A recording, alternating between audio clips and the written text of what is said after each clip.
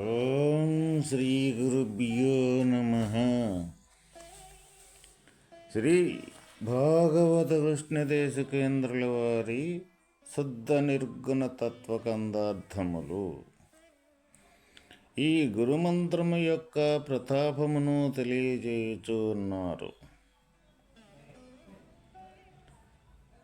నాయనా శిష్య, రానిది పోనిది బయలని, లేనిది ఎరుకను సులెస్సగా దృఢమవు, దానుక నీవీ మంత్రము మానక్క జప్పింపుచుండు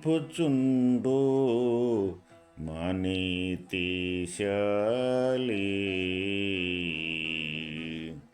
లేనిది లేదు మరువాకి జోలి,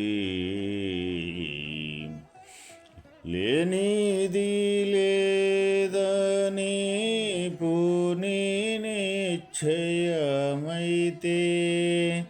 లేనిది లేదని పూని నిశ్చయమైతే, తానొక్కడుండును గాని అట్లన్నవేను మానీతిశాలి. లేనిది లేదు మరువకి జోలి. ఓ శిష్యుడా, రాకడ పోకడలు లేక ఏకమై స్వతసిద్ధముగా నిండియున్నది బట్టబయలుగు పరిపూర్ణమనియు, రాకడ పోకడ కలిగి అనేక నామరూప నటనలుగా తోచుచున్నది మూలము లేని గుర్తిరిగే శరీరమనియు నీవు తెలుసుకొనుము. నీకీ విషయము బాగుగా దృఢమగు వరకు నీవా గురు రహస్యమును విడిచిపెట్టక నిరంతరము స్మరించుచుండుము. మూలము లేకయే అనేక నామరూప నటనలుగా తోచుచున్న ఎరుక ఎప్పుడునూ లేదని ఎరుంగుము. నీకీ ఎరుక లేదని దృఢముగా నిశ్చయమైనచో, స్వతసిద్ధముగా నిండి నివిడీకృతమయ్యున్న బట్టబయలను ఎరుగునది ఏదియును లేనే లేదు. ఓ శిష్యుడా, ఏదైతే ఈ రాకడ పోకడలో లేక ఏకమై స్వతసిద్ధముగా నిండి ఉన్నది బట్టబయలుగు పరిపూర్ణము. అంటే మనము ఏదైనా సరే మనకి గోచరించింది, మనకి కనపడింది, మనకి గుర్తెరుగుతూ ఉన్నాము అంటే మనకి అది మరలా మళ్ళీ ఆ గుర్తెరిగిన దాన్ని మరుపు చెందటం అనేది జరుగుద్దన్నమాట. అంటే ఇక్కడ రాకడా పోకడా అనేది ఏ విధంగా ఉంటుంది అంటే, అంతకుముందు మనకి గోచరించకుండా కనపడకుండా ఉండి మళ్ళీ కనపడింది మళ్ళీ కనపడకుండా పోయేయి రాకడా పోకడా అని మనం చెప్పుకుంటూ ఉన్నాం. అయితే మనం ఈ ప్రపంచంలో ప్రతి ఒక్కరము ఎక్కడ జీవిస్తూ ఉన్నాము అంటే ఈ రాకడా పోకడా కలిగిన ప్రపంచములోనే జీవిస్తూ ఉన్నాము ప్రతి ఒక్కరము. అయితే ఇక్కడ అచల పరిపూర్ణము యొక్క స్థితి ఏ రాకడా లేక ఏ పోకడా లేక ఎప్పుడు సహజ సిద్ధముగా స్వతసిద్ధముగా నిండి నివిడీకృతమయ్యున్నది. మరి అటువంటి రాకడ పోకడ లేకుండా సహజ సిద్ధముగా ఉన్న యొక్క అచలయం యొక్క స్థితిని ఈ రాకడా పోకడా కలిగిన యొక్క తత్వమే నిజము అనుకున్న మనము ఏ విధంగా అటువంటి ఆ చలనము లేని యొక్క స్థితిని మనం చూడగలుగుతాము, పొందగలుగుతాము.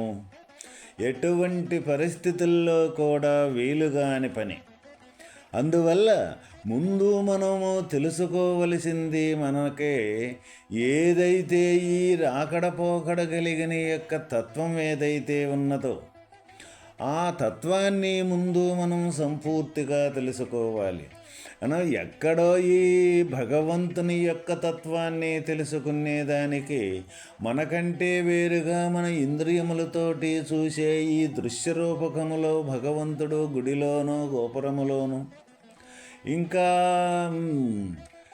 ఎక్కడైనా సరే ఇంకా తిరణాలలోనూ లేకపోతే ఇంకా ఎక్కడెక్కడెక్కడెక్కడెక్కడెక్కడెక్కడ జరిగే యొక్క పుణ్యకార్యాలలోనూ లేకపోతే ఇంకా అనేక రకాలుగా భక్తి శ్రద్ధలతోటి ఇక్కడ భజనలలోనూ ఈ విధంగా భగవంతుణ్ణి వేరుగా ఎక్కడో ఉన్నది అని మనం వెతుకుతూ ఉంటాం.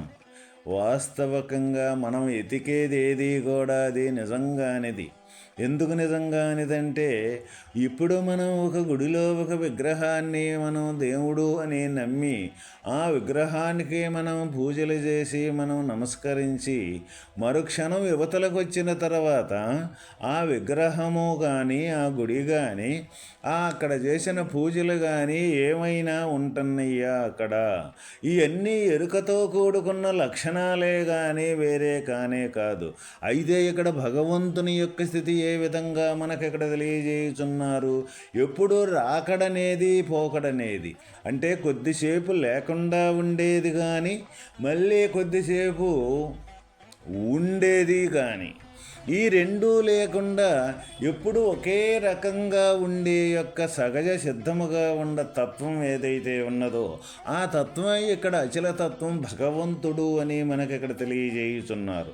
అయితే ఇప్పుడు మనం అటువంటి భగవంతుని యొక్క తత్వం భగవంతుడనే పేరుతోటి ఆ తీరుగా ఎప్పుడూ సహజంగా సహజ స్థితిని యొక్క భగవంతుణ్ణి మనం చూడగలుగుతున్నామా? మనం పొందగలుగుతూ ఉన్నామా? మనం ఆ స్థితి కోసం ప్రయత్నం చేయుచూ ఉన్నామా?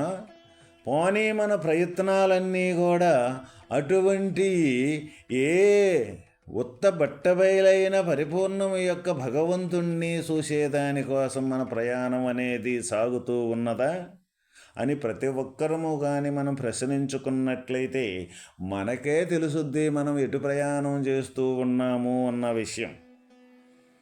ఏదైనా సరే మనం ఏ భగవంతుని క్రియలైనా సరే ఈ లోక వ్యవహారానికి సంబంధించిన క్రియలైనా సరే ఈ భగవంతుని గూర్చిన ఆలోచనలు కానీ ఈ లోక వ్యవహారానికి సంబంధించిన ఆలోచనలు కానీ ఏవైనా సరే స్థిరంగా అయినా ఉంటున్నాయ్యా అంటే ఏ కూడా ఉండటం లేదన్నమాట ఇక్కడ.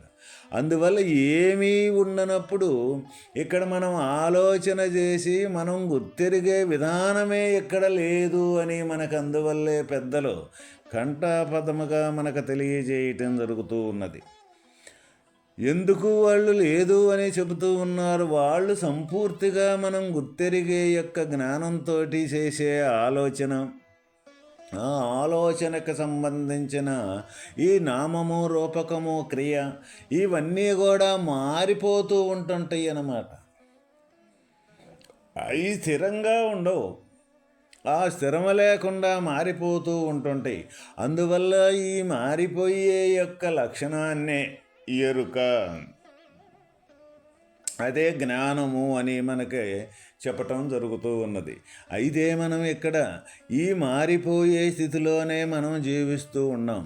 జీవించటమే కాకుండా కూడా అదే నిజము అనుకోనే మనం ఇక్కడ బ్రతుకుతున్నాం ప్రతి ఒక్కరం. మరి ఏ విధంగా అది నిజం కాదు, ఏ విధంగా అది మనం నిజం కాకుండా పోతుంది అని మనం ఎప్పుడైనా ప్రశ్న వేసుకున్నాము అంటే ఎటువంటి పరిస్థితుల్లో కూడా ఇది ప్రశ్నించేదానికి మనం ప్రశ్న వేసుకునేదానికి కూడా అవకాశం ఇవ్వకుండా ఆ ప్రశ్న కూడా అది ఒక మాయగా మనకు ఏ విధంగా ఉండదా, ఇదంతా ఇంతేలే, ఇదంతా ఏదో ఒక తెలియని దాన్నో కనపడన వస్తువునో ఏదో ఉందని ఎవరో చెప్తుంటారులే. ఎవరు చూశారు, ఎవరో దాన్ని గుర్తెరిగారో, ఎవరు భగవంతుణ్ణి చూడటం అంటే అది సాధ్యమైన పనేనా అని మనకి లోక వాడుక, లోక వ్యవహారము అని మనకు చూస్తూ ఉంటాం ప్రతి ఒక్కరం. కానీ అది సాధ్యమేనా, అది వీలవుతుందా అని మనం అనుకొని మనం దూరంగా పోతామే కానీ అది సాధ్యం అవ్వద్దో, అది వీలవుతుందో లేదో అన్న విషయం కొంచెం పక్కన పెడితే ముందు అసలు మనము నడిచేది, మనం ప్రయాణం చేసేది నిజమైన జీవితమేనా అని మనం ఎవరమైనా సరే ప్రశ్నించుకుంటున్నామా అంటే మనం ఎవరం కూడా మనల్ని గురించి మనం ప్రశ్నించం. అసలు మనల్ని గురించి మనం ప్రశ్నించుకునే యొక్క అవకాశమే మనకు ఇయ్యం. ఏ కాడకి కదిలితే వేరే మనల్ని వదిలిపెట్టి వేరే ఇంకొకరిని గురించి ప్రశ్నించటం కానీ, ఇంకొకరిని గురించి మాట్లాడటం కానీ, ఇంకొకరిని గురించి చింతన చేయటం కానీ మన రోజు కాలములో మొత్తం కూడా జరిగిపోతూ ఉంటుంది. ఇక ఎప్పుడూ మనల్ని గురించి మనం ప్రశ్నించుకునేది ఎప్పుడైతే మనల్ని గురించి మనం ప్రశ్నించుకునే యొక్క వాతావరణం కానీ, అటువంటి అనుకూలత కానీ, ఇటువంటి పెద్దలు చెప్పిన అనుభవాలతోటి ఈ జీవితం మొత్తం కూడా, ఈ జీవన గమనం అనేది, ఈ శరీరం అనేది అబద్ధం, ఈ శరీరంలో ఉన్న జ్ఞానం నడిపే యొక్క ప్రతి ఒక్క క్రియ కూడా అది మార్పులు చేర్పులు చెందుతూ ఉన్నది. ఈ మార్పులు చేర్పులు చెందేది ఏది కూడా నిజమైన వస్తువు కానే కాదు. అందువల్ల నిజమైన వస్తువు, నిజమైన తత్వం అనేది ఎప్పుడూ మార్పు చెందకుండా ఒకే రకంగా ఉంటూ ఉన్నది. అందువల్ల ఒకే రకంగా ఉండే శాశ్వతమైన వస్తువు అది ఎప్పుడూ పుట్టనూ లేదు, పెరగనూ లేదు, నశించనూ లేదు. కాబట్టి ఈ పుట్టి పెరిగి నశించేది శాశ్వతం కాదు అని మనకి ఈ విధంగా పెద్దలు తెలియజేయుచున్నారే. మనం ఇప్పుడు మరి శాశ్వతమైన వస్తువుగా మనం ఉన్నామా, లేక శాశ్వతమైన పుట్టి పెరిగి నశించే వస్తువుగా మనమున్నామా అని మనం ప్రశ్నించుకున్నట్లయితే మనం ఎక్కడున్నామో ఎవరో మనకు చెప్పవలసిన పని లేనే లేదు. ప్రతి ఒక్కరికి కూడా అర్థమైపోతూనే ఉంటుంది అన్నమాట. ఏ విధంగాను అంటే శరీరమే నిజమని కదా, మనకు శరీరం గురించే కదా మనకు తెలిసేది. ఈ శరీరమే దీన్ని చూసుకోవటం, దీని యొక్క అందసందాలను చూసుకోవటం, దీని ఆరోగ్యాలు చూసుకోవటం, దీని అనారోగ్యాలను చూసుకోవటం, దీనికి సంబంధించిన కష్ట నష్టాలను చూసుకోవటం, దీనికి సంబంధించిన ఎక్కువలు తక్కువలను చూసుకోవటం, దీనికి సంబంధించిన ఏ అయితే ఆస్తులు పాస్తులు ధనధాన్యాలు ఏవైతే ఉన్నాయో వాటిని చూసుకోవటం, దీనికి సంబంధించిన ఏ పదవులు పేరు ప్రఖ్యాతలు గొప్పలో ఏవైతే ఉన్నాయో వీటిని చూసుకొని ఏ నిజం అని మనం రోజువారీలో మనం మొత్తం వీటితోటే సతమతమైపోయే యొక్క కాలం సమయమే మనం గడుపుతూ ఉన్నాము. కానీ ఇది ఎప్పటికప్పుడు కల్పింపబడి ఎప్పటికప్పుడు మారిపోతూ ఉన్నది అన్న విషయం మనం ఎవరం కూడా గుర్తించటం లేదు అని ఏ విధంగా మనం చెప్పవలసి వస్తూ ఉన్నది అంటే, గుర్తించితే మట్టికి తప్పనిసరిగా ప్రతి ఒక్కరు ఎవరైతే గుర్తించగలుగుతారో తప్పనిసరిగా వాస్తవమైన తత్వం ఏదని ఎతకటం బిగించేయటం మొదలు పెడతారో ఆ క్షణం నుంచి మరి ఇది ఎప్పటికెప్పుడే మారిపోతూ ఉన్నదన్న విషయాన్ని గుర్తెరిగినప్పుడు ఈ మారణ వస్తువు అనేది ఎక్కడ ఉన్నది, ఈ మారణ వస్తువే భగవంతుడు అని చెప్తూ ఉన్నారు కదా. ఈ మారిపోయేదానికి ఆధారమైన వస్తువు ఆ భగవంతుడే అని చెబుతూ ఉన్నారు. ఏ తీరుగా మారణ వస్తువు ఎక్కడ ఉన్నది అని ఎతికేదానికి, ఎక్కడ ఉన్నది అని మనం తెలుసుకునేదానికి ప్రయత్నం అనేది మనకు జరుగుద్దన్నమాట.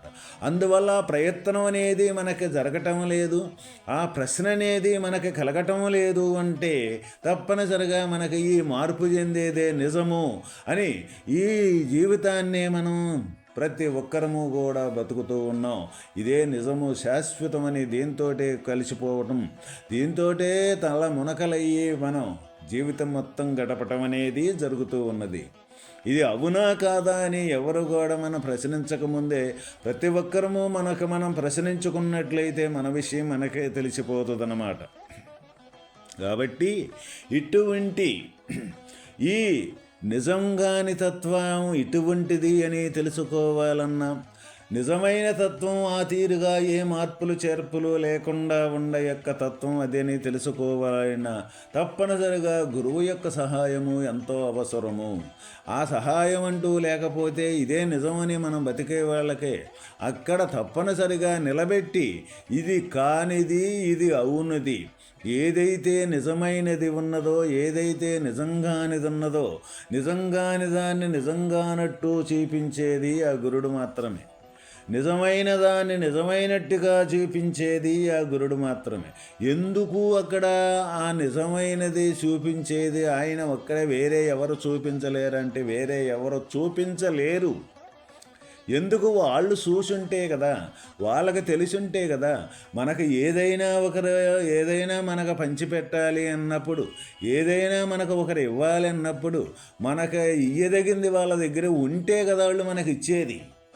కాబట్టి వాళ్ళు మాత్రమే, అందువల్లే వాళ్ళ పెద్దలు గురుమూర్తులు సాక్షాత్ భగవంతుని యొక్క స్వరూపము అని మనకి సనాతన నుంచి గురువుల యొక్క విశిష్టత ఎంతో గొప్పగా మన గ్రంథాలు ఉన్నాయి మన ఈ సంప్రదాయంలో. కాబట్టి ప్రతి ఒక్కరము కూడా వాళ్ళు చెప్పిన ప్రతి ఒక్క మాట, వాళ్ళు సూచించిన ప్రతి ఒక్క మార్గం ఏదైతే ఉన్నదో ఆ మార్గాన్ని వదలకుండా ఎవరైతే ముందుకి ప్రయాణం చేసి తన నిజ జీవితం అంటే ఏంటిది, మనం జీవించే జీవితం అనేది అబద్ధమని మనకు చెబుతూ ఉన్నారు కదా. ఏ విధంగా ఇది అబద్ధమని చెప్పినంత మాత్రానే మనకు అబద్ధమైపోదు, విన్నంత మాత్రానే ఇది అబద్ధంగా మారిపోదు. ఆ చెప్పింది ఈ విన్నది ఈ రెండూ కూడా ఎట్లా అబద్ధమో, ఏ విధంగా అబద్ధమో అని మనం పరిశోధన చేసి, మనం విచారణ చేసి, మనం జీవించే జీవన గమనములో ఏ విధంగా ఇది అబద్ధమైపోతూ ఉన్నది, ఏ విధంగా అబద్ధమైపోయిన దాన్ని మనం నిజమని నమ్ముతూ ఉన్నాము అని విచక్షణ జ్ఞానాన్ని విచారించి, బాగా తరచుగా విచారం చేసి వాళ్ళు పెద్దలు చెప్పింది దాన్ని గుర్తుపెట్టుకొని అదే గురుమంత్రంగా మనం వదలకుండా గుర్తుపెట్టుకొని మనం సొంతంగా విచారణ చేసి నిర్ధారణ కానీ జరిగినట్లయితే అప్పుడు లేనిదంటే ఏమిది, ఏది ఉన్నదంటే ఏమిటిది అని మనకు సంపూర్తిగా తెలుసుకునేదానికి వీలు పడుద్ది. అంటే గురువు యొక్క మంత్రము యొక్క ప్రతాపము అనేది ఆ విధంగా లేనిదాన్ని లేనట్టుగా, ఉండదాన్ని ఉండట్టుగా నిర్ధారణ చేసి చూపించగలిగే యొక్క సత్తా అనేది గురుమంత్రములో ఉన్నది. అందువల్ల ప్రతి ఒక్కరము కూడా దైవ మార్గాన్ని ప్రయాణం చేసే ప్రతి సాధకుడు కూడా ఆ గురుమంత్రం యొక్క ప్రతాపాన్ని, ఈ విధంగా వాస్తవమైన సత్యస్వరూపాన్ని తెలుసుకునేదానికి ప్రయత్నించి అది వదలకుండా ఎవరైతే ప్రయాణం చేయగలుగుతారో వాస్తవమైన ఎప్పుడూ స్థిరంగా ఉండే అచల పరిపూర్ణం యొక్క బట్టబయలు యొక్క స్థితిని సంపూర్తిగా పొందగలుగుతారు. ఓం తస్సత్.